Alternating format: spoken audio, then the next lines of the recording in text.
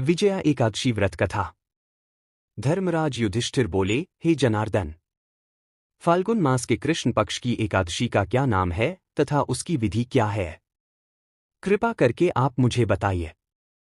श्री भगवान बोले, हे राजन, फाल्गुन मास के कृष्ण पक्ष की एकादशी का नाम विजया एकादशी है।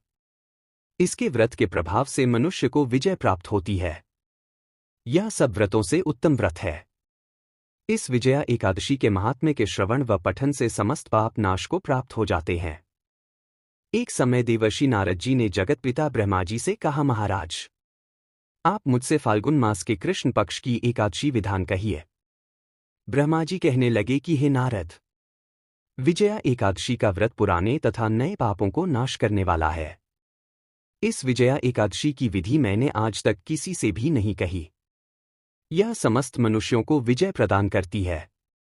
त्रेता युग में मर्यादा पुरुषोत्तम श्री रामचंद्र जी को जब 14 वर्ष का वनवास हो गया, तब वे श्री लक्ष्मण तथा सीता जी सहित पंचवटी में निवास करने लगे। वहां पर दुष्ट रावण ने जब सीता जी का हरण किया, तब इस समाचार से श्री रामचंद्र जी तथा लक्ष्मण अत्यंत व्याकुल हुए और सीता जी की खोज में चल दिए। घूमते घूमते जब वे मरणासन जटायु के पास पहुंचे तो जटायु उन्हें सीता जी का वृत्तांत सुनाकर स्वर्गलोक चला गया। कुछ आगे जाकर उनकी सुग्रीव से मित्रता हुई और बाली का वध किया। हनुमान जी ने लंका में जाकर सीता जी का पता लगाया और उनसे श्री रामचंद्र जी और सुग्रीव की मित्रता का वर्णन किया। वहां से लौटकर हनुमान जी ने भगवान राम के पास आकर सब समाचार कहे। श्री रामचंद्र जी ने वानर सेना सहित सुग्रीव की संपत्ति से लंका को प्रस्थान किया। जब श्री रामचंद्र जी समुद्र से किनारे पहुंचे तब उन्होंने मगरमच्छ आदि से युक्त उस अगाध समुद्र को देखकर लक्ष्मण जी से कहा कि इस समुद्र को हम किस प्रकार से पार करेंगे। श्री लक्ष्मण ने कहा, हे पुराण पुरुषोत्तम, आप आदि पुरुष हैं, सब कुछ जानते हैं। यहां से आधा योजन दूर पर कुमारी द्वीप में वक्तालभ्य नाम के मुनि रहते हैं। उन्होंने अनेक ब्रह्मा देखे हैं, आप उनके पास जाकर इसका उपाय पूछिए। लक्ष्मण जी के इस प्रकार के वचन सुनकर श्री रामचंद्र जी वक्तालभ्य ऋषि के पास गए और उनको प्रमाण करके बैठ गए। मुनि ने भी उनको मनुष्य रूप धारण किए हुए पुराण पुरुषोत्तम समझकर उनसे पूछा कि हे राम, आपका आना कैसे हुआ?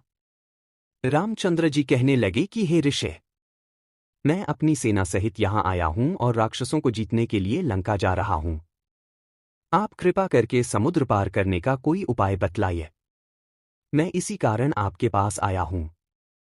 वक्तालभ्य ऋषि बोले कि हे राम, फाल्गुन मास के कृष्ण पक्ष की एकादशी का उत्तम व्रत करने से निश्चय ही आपकी विजय होगी, साथ ही आप समुद्र भी अवश्य पार कर लेंगे।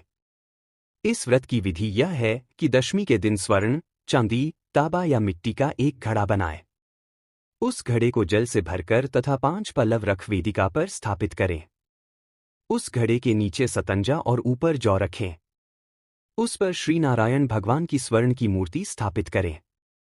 एकादशी के दिन स्नानादि से निवृत्त होकर धूप, दीप, नैवेद्य, नारियल आदि से भगवान की पूजा करें। तत्पश्चात घड़े के सामने बैठकर दिन व्यतीत करें और रात्रि को भी उसी प्रकार बैठे रहकर जागरण करें। द्वादशी के दिन नित्य नियम से निवृत्त होकर उस घड़े को ब्राह्मण को दे दें। हे राम, यदि तुम भी इस व्रत को सेनापतियों सहित करोगे तो तुम्हारी विजय अवश्य होगी। श्री रामचंद्र जी ने ऋषि के कथनानुसार इस व्रत को किया और इसके प्रभाव से दैत्यों पर विजय पाई। अथ हे राजन, जो कोई मनुष्य विधिपूर्वक इस व्रत को करेगा, दोनों लोकों में उसकी अवश्य विजय होगी। श्री ब्रह्मा जी ने नारद जी से कहा था कि हे पुत्र, जो कोई इस व्रत के महात्म्य को पढ़ता या सुनता है, उसको वाजपेय यज्ञ का फल प्राप्त होता है।